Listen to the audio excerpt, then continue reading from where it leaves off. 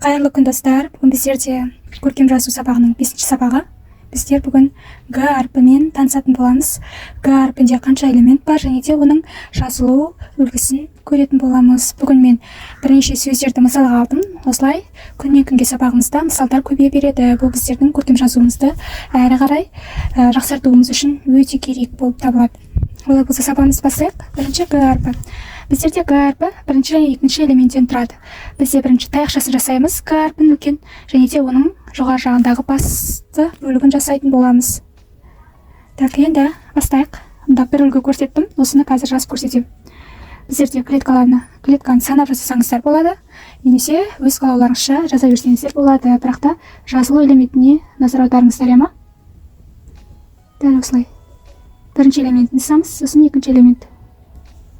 Осылай жазып көтереміз.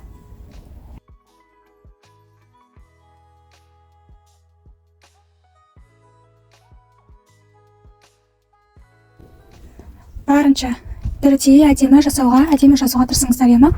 Енді кіші Г әрпінің элементтерімен таныстырайын. Бізде бірінші элементті, яғни мұнда түзу алып келеміз де төмен қарай түсіреміз. Сосын екінші элементті біздерде келесі астыңғы бөлігіне түзу етіп сызатын боламыз. Мұнда бір үлгіні көрсеттім, қазір тағы да бір рет көрсетемін. Негізі әріптердің ішінде Г әрпі өте оңай әріптердің бірі болып табылады.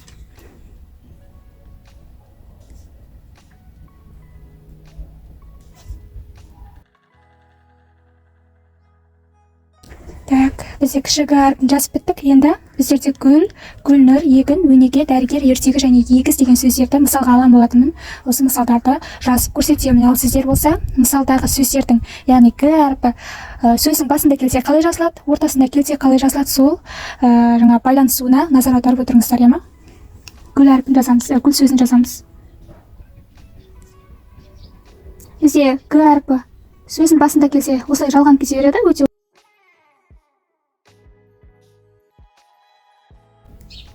келесі гүлнұр деген адам есімі, қыз баланың есімі, осыны жазып көрсетейін. Үлкен Г әрпі қалай байланысады, өзінен кейінгі екінші әріппен байланысуына назар аударыңыздар.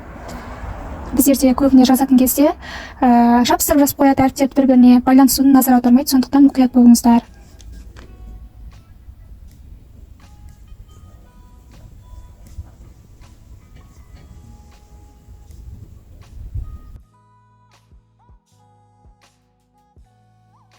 Егін деген сөз. Бізде Г әрпі бұл жерде екінші болып келіп тұр, яғни сөздің ортасында келіп тұр, соған мән беріңіздер. Қалай байланысып жатыр, жабыстырып қоймаймыз әріптерді бір-біріне. Өте әдемі, көркем түрде жазатын боламыз.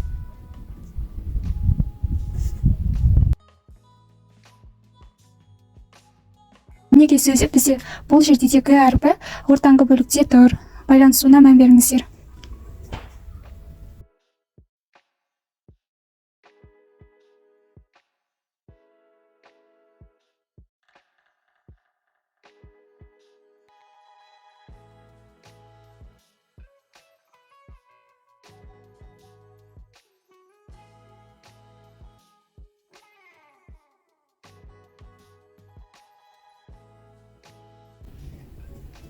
Осымен біздің сабағымыз тәмам.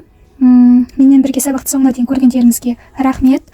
Егер де сабақ пайдалы болып жатса, лайк басып, сабағыма, яғни каналыма тіркеліп қойды ұмытпаңыздар.